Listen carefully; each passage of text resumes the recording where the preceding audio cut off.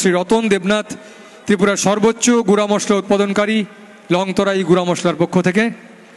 আমি আহ্বান জানাই শ্রী মিঠুন দেবনাথ ধর্মনগর থেকে। মিঠুন দেবনাথকে মঞ্চে আহ্বান জানাই। মিঠু দেবনাথকে মঞ্চে আহ্বান জানাই। ত্রিপুরা সরকারের যুব ও ক্রীড়া বিষয়ক দপ্তরের উদ্যোগে বীর সন্ন্যাসী স্বামী বিবেকানন্দের 161তম জন্মদিবস উপলক্ষে আগরতলা রবীন্দ্র শতবার্ষিকী ভবনে জাতীয় যুব দিবস 2024 উদযাপন করা হয়। এই অনুষ্ঠানে দপ্তর জাতীয় পুরস্কার প্রাপ্ত এবং সমাজের বিভিন্ন ক্ষেত্রে বিশেষ ব্যক্তিত্বদের যেমন সমাজসেবা, যুব উদ্যোগপতি, খেলা ও খেলাধুলা, সঙ্গীত, শিল্প ও সাংস্কৃতিক কর্মকাণ্ড ইত্যাদির মতো বিভিন্ন ক্ষেত্রের প্রখ্যাত ব্যক্তিত্বদের সংবর্ধনা জ্ঞাপন করা হয়। সেখানে রাজ্যের একজন বিশিষ্ট উদ্যোগপতি হিসেবে লংতরাই ব্র্যান্ডের কর্ণধার শ্রীযুক্ত রতন দেবনাথ মহোদয়কে সংবর্ধনা জ্ঞাপন করা হয়।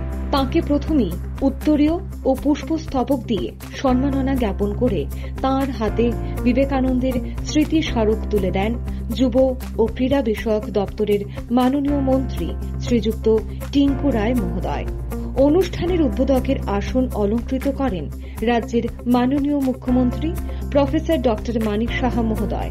অতিথিদের মধ্যে উপস্থিত ছিলেন তপশিলি জাতি কল্যাণ দপ্তরের মাননীয় মন্ত্রী শ্রীযুক্ত সুধাংশু দাস মহোদয়, ত্রিপুরা শিল্প উন্নয়ন নিগমের মাননীয় চেয়ারম্যান শ্রীযুক্ত নবাদল বণিক মহোদয় ও অন্যান্য বিশিষ্ট ব্যক্তিবর্গ। সব সময় শুনি যে আমাদের রাজ্যে একটা স্লোগান যে আমাদের এখানে বোধহয় কিছু সম্ভব নয়। আমাদের এখানে অনেক সফল আজ উদ্যোগপতিরা রয়েছেন যারা 30,000 টাকা, এখানে একজন রয়েছেন যাকে আমরা এই মঞ্চে সম্মান করব। আমরা সবাই জানি রতন দেবনাথ, তিনি ওই দিন একটা মঞ্চে বলছিলেন যে তিনি 96-এ 30,000 টাকা ধার করে উনি বিজনেস শুরু করেছিলেন। আজকে ওনার কাছে হাজারো সংখ্যায় যুবরা কাজ করে। আজ যুব দিবসে আমরা সংকল্প নেব যে আমরা আমাদেরকে আত্মনির্ভর করব, আমরা নিজের পায়ে আমরা নিজেরা দাঁড়াবো। Bureau report, Times 24।